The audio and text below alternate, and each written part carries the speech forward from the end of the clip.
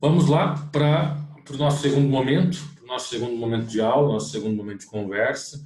Vamos trocar uma ideia sobre, efetivamente, sobre ação rescisória, esses instrumentos para o questionamento da coisa julgada. Conversar agora sobre essa parte do seu material. Mais gente chegando aqui.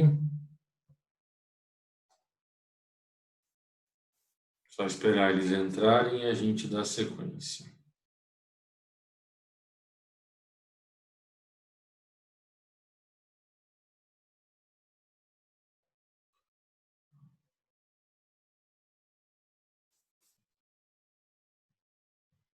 Tem um aqui que está demorando para entrar, deve estar com algum problema de internet. Pois vamos nós, então. Instrumentos para o questionamento da coisa julgada. Então é assim, o que você tem que entender, jovenzinho, queridinho do meu coração. Nós temos instrumentos que serão utilizados para questionar a decisão judicial antes de ser uma coisa julgada, e esses são os recursos. Então o recurso ele vem e ele serve para que nós possamos questionar a decisão proferida pelo magistrado, seja ela qual for, dentro das hipóteses que nós estudaremos.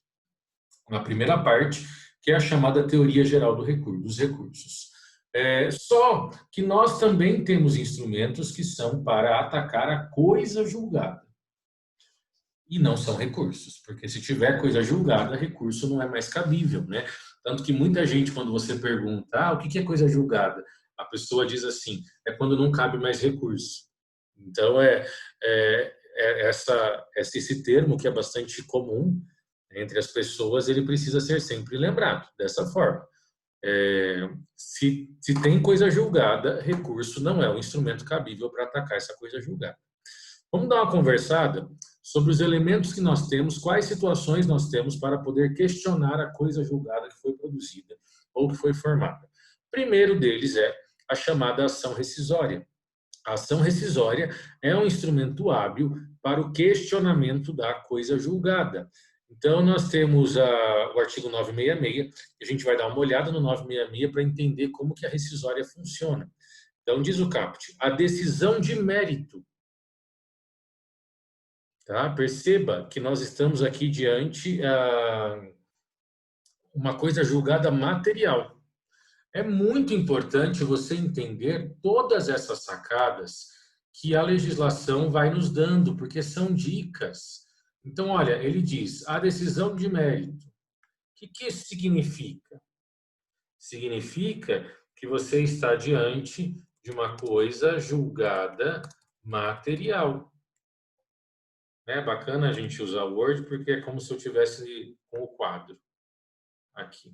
E você vai me acompanhando, certo? Então, a decisão de mérito, a coisa julgada material, porque daí ela fala transitado em julgado, né? Então, vamos... A decisão de mérito transitada em julgado, porque não basta ser decisão de mérito, tem que ser transitada em julgado. Com isso, a gente observa que é coisa julgada material. Olha que lindo, né? Isso aqui está certinho, Jesus. Vamos lá. Pode ser rescindida, ou seja, pode ser desfeita, desconstituída, morta. Quando? Em quais hipóteses? Inciso 1. Se verificar que foi proferida por prevaricação, concussão ou corrupção do juiz. Então, se o juiz praticou ali algum crime, para de alguma forma favorecer alguém, essa sentença ela pode ser rescindida, ela pode ser anulada. Inciso 2, quando for proferida por juiz impedido ou absolutamente incompetente. Aqui nós temos a importância, né, de uma matéria que você teve lá em Teoria Geral do Processo, que é competência. Nós temos competência absoluta, competência relativa. Se um juiz absolutamente incompetente julgou o processo e transitou em julgado, porque ninguém recorreu, essa decisão ela pode ser rescindida, desfeita pela incompetência do juízo. Né? Então, pense que foi um juiz cível que julgou uma ação criminal, ou o inverso, um juiz criminal que julgou uma ação cível, um juiz cível que julgou uma ação trabalhista. Então, nós estamos diante de uma incompetência absoluta, cabe ação rescisória nesse caso. Resultar de dolo ou coação da parte vencedora, em detrimento da parte vencida. Então, aqui Professor, foi. mas é comum acontecer esse tipo de coisa? Não, não é comum acontecer esse tipo de coisa. Tá? As ações rescisórias, elas são ações difíceis de serem verificadas. O que vai acontecer mais, diante de uma ação rescisória, as hipóteses mais comuns que nós teremos para uma ação rescisória é o impedimento do juiz. E aqui também é uma sacada de questão de concurso. O que gera rescisória é o juiz impedido, o juiz que é suspeito. Não vai ensejar rescisória, tem que ser impedimento e não suspeição. Dolo ou coação. Já li algumas coisas, vi algumas coisas de que, por exemplo, qual seria a situação de dolo ou coação? Da parte vencedora em detrimento da parte vencida. Então, você é réu e você chega até o autor e ameaça o autor. Mas realmente ele coloca uma ameaça a ponto do autor, no momento de fazer o seu depoimento, ele, de propósito, se coloca em uma situação delicada. Mas ele só fez isso porque ele foi ameaçado. Se ele conseguir demonstrar essa ameaça depois, vamos imaginar que depois o réu acabou sendo preso.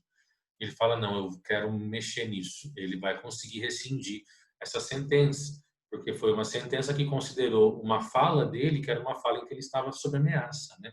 Sob uma pressão injustificada. Se ofender a coisa julgada, então já havia uma coisa julgada material antes, veio uma nova coisa julgada formada, em que foi desconsiderada. Eu peguei um caso assim, na verdade nem era meu, era de um amigo professor de Arapongas, que ele estava com uma situação em que havia duplicidade de coisa julgada material, e não era em relação continuativa. Simplesmente ninguém percebeu isso. O juiz já tinha um juiz que tinha julgado aquela situação uma vez, a parte não avisou o outro advogado entrou com o processo, formou-se uma nova coisa julgada e como a parte era uma pessoa muito complicada, ela trocou de advogado pela terceira vez, pegando esse amigo meu. E aí ele estava num dia na sala dos professores e verificando essa situação. Bom, eu tenho duas coisas julgadas, materiais, qual que eu aplico? A primeira ou a segunda? E ele tinha pedido a aplicação da primeira, que era a que lhe interessava, e o juiz de Londrina, o processo de Londrina, disse que não, que ia aplicar a segunda porque faz parte da natureza das relações jurídicas que a coisa mais nova substitua a coisa mais velha. Inclusive, ele juntou um trecho de um livro, acho que do Cândido Rangel Dinamarco, que é um processualista muito conhecido, em que ele fala exatamente essa besteira. E aí, né, eu me lembro que a gente trocou uma ideia e ele me mandou cópia da decisão e eu montei para ele como se fosse um parecerzinho,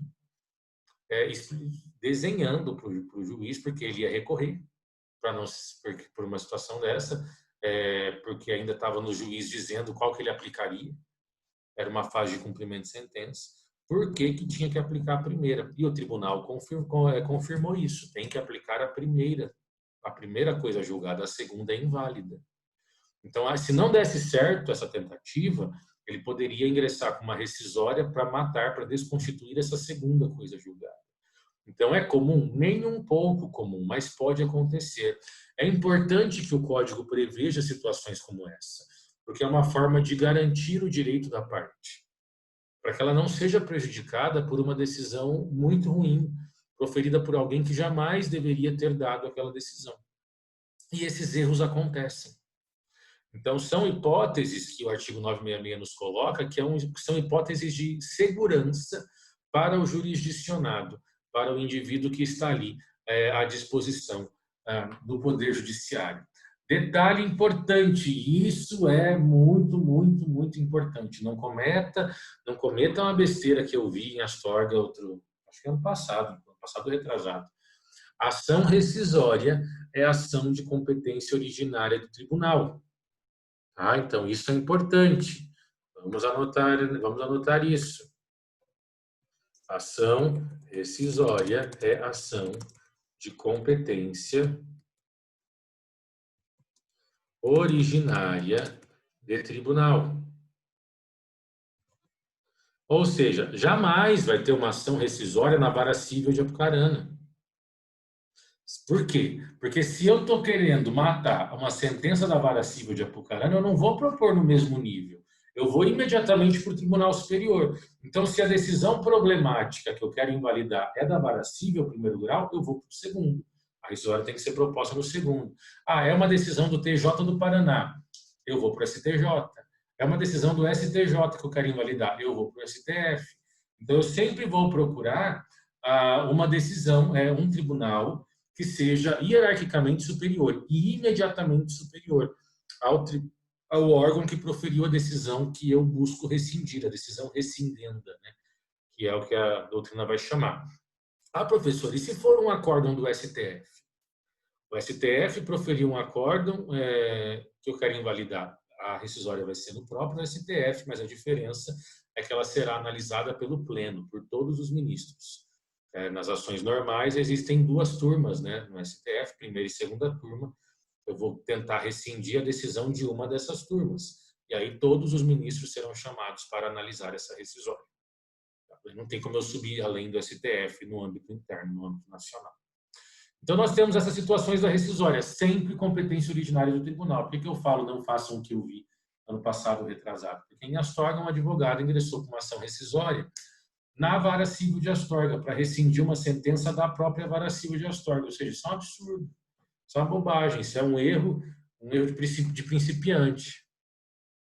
Então, muito, muito, muito cuidado com essas situações. Eu não vou ficar lendo todas as hipóteses aqui do 966, depois cabe a você, no aprofundamento dos seus estudos, dar uma olhada nessas hipóteses e qualquer dúvida que você tiver, você me manda uma mensagem. Quero destacar nesse instante, André, tem pergunta? Quando o senhor fala de recurso, o senhor está falando de um mesmo processo, certo?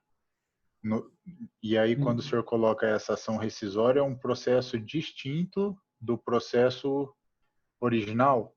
Sim, lembra, o termo é ação, então é uma ação nova mesmo. Então é uma ação diferente da ação primeira, mesmo porque a ação inicial vai estar com coisa julgada formada, né?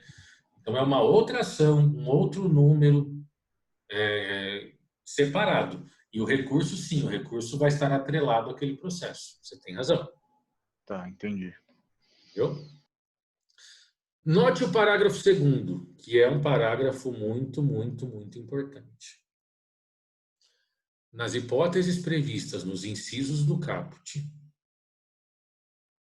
será rescindível a decisão transitada em julgado que, embora não seja de mérito, impeça nova propositura de demanda ou a admissibilidade de recurso correspondente. Presta bastante atenção aqui no tio. O parágrafo 2º nos coloca e nos apresenta hipóteses de rescisória diante da coisa julgada formal. Então, aqui, pergunta, pegadinha, que a gente tem que tomar cuidado. A ação rescisória, ela sempre vai analisar a decisão de mérito, a coisa julgada material, ela sempre vai atingir a coisa julgada material, em regra, sim.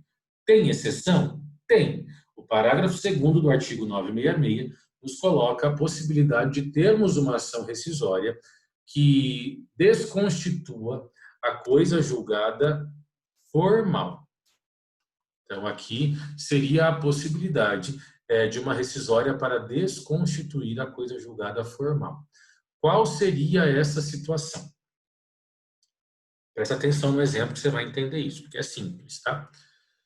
Vamos imaginar que o André ingressou com uma ação contra o Lucas. E por uma situação do André, ele acabou abandonando a causa e o juiz julgou extinto a ação por abandono de causa. tá? Por ele não ter se manifestado. O processo foi arquivado, não houve recurso, houve trânsito em julgado da decisão. Mas como é uma decisão proferida com fundamento no artigo 485, isso é uma coisa julgada formal, vocês já sabem disso. Sabendo disso, o André, então, ingressa de novo com a mesma ação. Ingressa de novo com a mesma ação. O juiz, ao receber essa ação, fala: essa ação ofende a coisa julgada que foi formada no processo tal. Julgo extinto de novo. Então, essa decisão, que não aceitou a nova propositura da demanda, ela pode ser atacada por rescisória. Ah, professor, no caso do André, eu não posso recorrer dessa decisão? Pode. Mas a questão aqui seria a seguinte: o juiz, nesse segundo momento, não recebeu porque equivocadamente entendeu que ela ofende a coisa julgada. Não recebeu. O André foi intimado da decisão e não recorreu, perdeu o prazo. O advogado do André perdeu o prazo. Está perdida a situação? Não, ele ingressa com rescisória. Aí ele ingressa com rescisória para que se rescinda essa decisão e ele possa, de fato, ingressar com essa demanda novamente. Então, essa seria uma situação em que nós teríamos uma ação rescisória para resolver um problema criado a partir de um trânsito em julgado, que formou coisa julgada formal. Ah, isso acontece? Gente, isso é praticamente impossível de acontecer. Mas não deixa de ser uma possibilidade, sabe? Não deixa de ser uma possibilidade que o Código coloca para nos proteger, para garantir algum direito, sabe? Na segunda hipótese que nós temos da ação rescisória, no caso de coisa formal, coisa julgada formal, a parte interpõe recurso, vamos imaginar, teve a sentença, a parte interpõe recurso. Interpõe recurso no prazo, recurso mesmo. O juiz não recebe o recurso. Fala que o recurso é inadequado. Não recebe e manda arquivar o processo. Errou. Posso recorrer desse não recebimento? Posso, mas perdi o prazo. E se ele não recebeu o primeiro, por que ele vai receber o outro também, né? Enfim, diante dessa decisão que não admitiu o recurso, inadmitir, não recebe o recurso, né? Impediu o recebimento do recurso, eu também posso ingressar com uma ação rescisória. Então, são duas hipóteses de coisa julgada formal em que será possível fazer uso da ação rescisória para questionar a coisa julgada produzida. Tá? Então, nós estamos, nesse momento, falando sobre as formas de se questionar a coisa julgada. A primeira e principal forma de se questionar a coisa julgada se chama ação rescisória, artigo 966 do CPC. A ação rescisória, majoritariamente, tem o objetivo de rescindir a coisa julgada material nas hipóteses problemáticas previstas nos incisos do caput, mas, nas hipóteses do parágrafo 2º, também é possível rescindir a coisa julgada formal. Muito importante nós entendermos essas possibilidades. Tá bom? Vocês entenderam isso? Tá tudo certo? Quero resposta. Tá? Responde aí, criatura. Sim. Tudo certo aqui, professor. Bom, isso aí. Adeus, Juliano. Vai lá. Por que acho que sim, André? Não tem, acho não presta, não serve. Vamos deixar o achismo. O que falta para você dar um sonoro sim? Tá. Então vamos lá. Vamos seguir. Próximo instrumento que nós temos para questionar a coisa julgada. Segundo instrumento, a impugnação ao cumprimento de sentença. Quando a coisa julgada ela é formada, após a formação da coisa julgada, o processo pode continuar, mas agora na fase de execução, que é a fase que a gente vai chamar de cumprimento de sentença. Então, se o réu foi condenado a lhe pagar R$5.000 e transitou em julgado, agora nós vamos iniciar os atos executivos para efetivamente conseguir pôr a mão nesses R$5.000. O réu, nessa fase de cumprimento de sentença, em que ele vai se transformar em executado, né, ele pode se defender. E a defesa do réu na execução judicial, no cumprimento de sentença, se chama impugnação ao cumprimento de sentença, é o nome da defesa do réu. Você vai estudar isso semestre que vem. Nessa defesa, nessa impugnação ao cumprimento de sentença, o réu pode identificar alguns problemas na coisa julgada, de natureza de coisa julgada. Muito restrito, você vai ver isso semestre que vem. Mas existe ali uma margem de possibilidade. Terceira situação que nós temos é quando a coisa julgada ela puder ser desconsiderada porque ela ofende, por exemplo, a Constituição. E aqui nós temos um assunto que é relativamente novo em torno do CPC, que se chama coisa julgada inconstitucional. Então, a coisa julgada, se ela foi produzida, transitou em julgado e se desrespeita à Constituição, ela viola um valor constitucional, eu posso buscar a sua desconsideração e a sua relativização. Não prevalece ou não convalesce a chamada coisa julgada inconstitucional. Tá? E aí eu posso fazer isso no próprio processo, posso questionar isso depois, em outro momento, enfim. Nós podemos ter essa circunstância de uma inconstitucionalidade da coisa julgada, e isso vai prejudicá-la. Tá? Uma última situação que nós vamos chamar de medida autônoma de impugnação é a chamada querela nullitatis. Vou anotar isso para você. Querela. Será que eu anotei? Isso apareceu em algum lugar? Acho que não. Deixa eu pôr aqui. Nullitatis. A querela nullitatis também pode ser chamada de ação declaratória de nulidade. Você sabe que é nulidade ali, tá? O M foi de intrometido. Querela nullitatis ou ação declaratória de nulidade. O que significa querela nullitatis ou ação declaratória de nulidade? Jovens, a querela nullitatis ela já foi uma ação muito utilizada diante de vários problemas que eram observados no processo após a formação da coisa julgada. Tudo aqui é meios para se questionar a coisa julgada. Então, a gente pode colocar aqui como um tópico 4 a querela nullitatis. Tá? Ação declaratória de nulidade. Isso, a querela nullitatis, ela tinha várias hipóteses de cabimento até a mudança do código.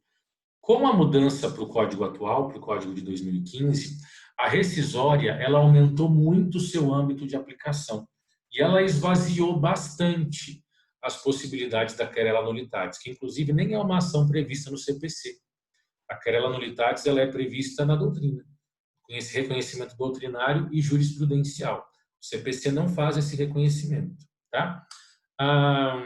Hoje, a querela nullitatis só serve para uma coisa.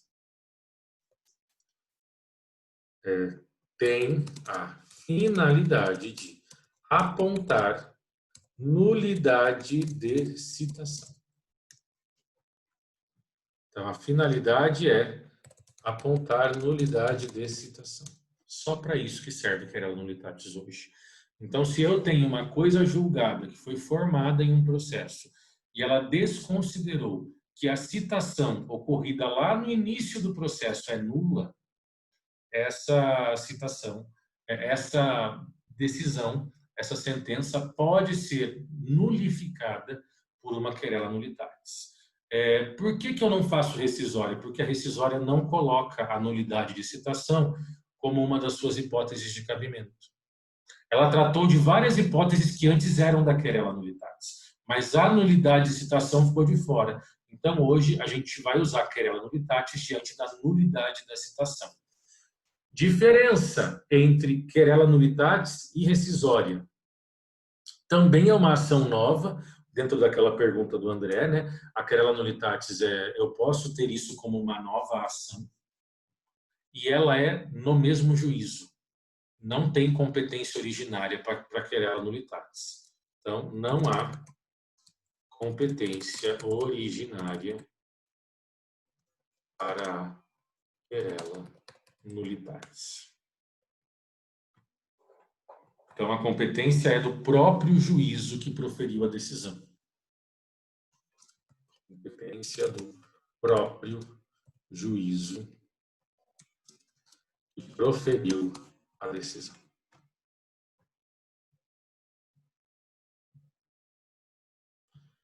Essas são, ou esses são, jovens, os meios para questionar a coisa julgada. Então, nós colocamos aqui, não são mais 3, são 4. Estamos atualizando o material em tempo real. Olha que coisa maravilhosa, né? Então, 4. Na verdade, está faltando aqui um, na verdade são 5, né? Porque faltou a rescisória. Então, a rescisória ficou antes, né? Então, 5. Não, na verdade, é que ele considerou a rescisória, ele começa do 2. Então, 4 mesmo. Eu e a minha matemática maravilhosa. Então, ação rescisória, impugnação ao cumprimento de sentença, desconsideração ou relativização da coisa julgada por força de inconstitucionalidade. E 4, querela nulitatis. Então, esses seriam os nossos mecanismos de questionamento ou de impugnação à coisa julgada. Alguma dúvida sobre eles? Para daí nós partimos para a última parte desse material. E essa última parte é muito, muito, muito fácil. Muito simples mesmo. Realmente é muito simples. Não é migué de professor, não. Tudo certo? André, entendeu? Entendi. Lucas, vou começar a dar nome. O Juliano falou que ia embora, não foi? Gente, eu anotei as coisas e mandei para o Juliano na mensagem, não mandei para todos. Olha que maravilha.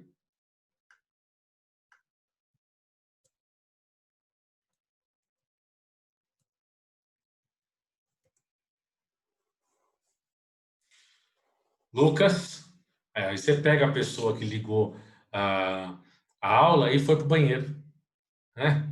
Foi bater perna, foi. Tá entendendo, Isabela? Muito bem. Lucas, cadê você, criatura?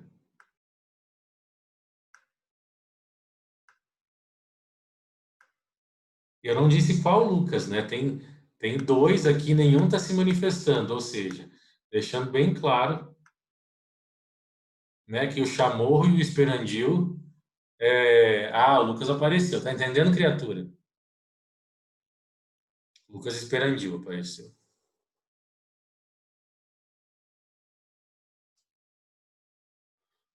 E o Chamorro sabe lá Deus onde que está fazendo. Ô, professor, estou aqui. Tá entendendo? Sim, senhor. Isso mesmo. Depois eu vou perguntar para o Paulo se está fazendo tudo certo. Não sei se você está lá ainda, né? Mas vamos lá. O Lucas não me responde, o Esperandil. Ok, paciência. Vamos seguir. Limites da coisa julgada, pessoal. O nosso último tópico da aula de hoje. Nós conseguimos identificar 2 limites aplicáveis à coisa julgada. Nós temos o chamado limite subjetivo da coisa julgada e limite objetivo da coisa julgada. Lembra que subjetivo tem a palavra subjetiva, ela aparece um pouco com sujeitos. Então, o limite subjetivo diz respeito a quem sofre os efeitos da coisa julgada. A coisa julgada produz efeitos para quem? Então, em regra, a coisa julgada, ela produz efeitos para as partes do processo. Para quem está envolvido no processo, a coisa julgada vai produzir efeitos, e não para terceiros. Existem exceções? Existem. Existem exceções em que a coisa julgada pode produzir efeitos para pessoas que não estão no processo. A regra é só para os envolvidos no processo. Mas lembra daquela situação de inter partes e erga omnes? Existem algumas decisões que são erga omnes. O que é erga omnes? É para todo mundo. E aí, se eu tenho uma sentença com eficácia erga omnes, é porque ela vai produzir efeito para todas as pessoas, e não somente para as partes envolvidas no processo.